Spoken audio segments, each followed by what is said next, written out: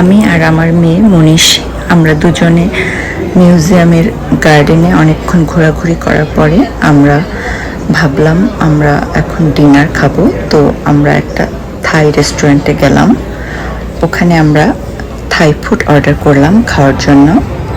এই থাই রেস্টুরেন্টটা ছিল ব্রুকলিনে গ্লিন থাই রেস্টুরেন্ট। সো আমরা এখানে কিছু খাওয়ার অর্ডার দিলাম আর অনেক মজা করে খেলাম।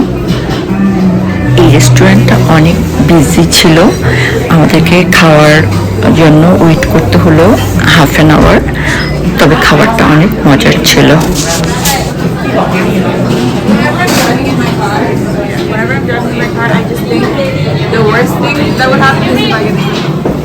We order iced tea, papaya salad, and some kind of samosa.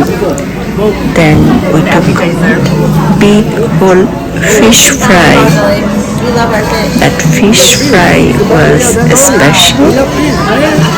So we ordered yummy soup and fried rice. So the food we really enjoyed and we had a great fun day.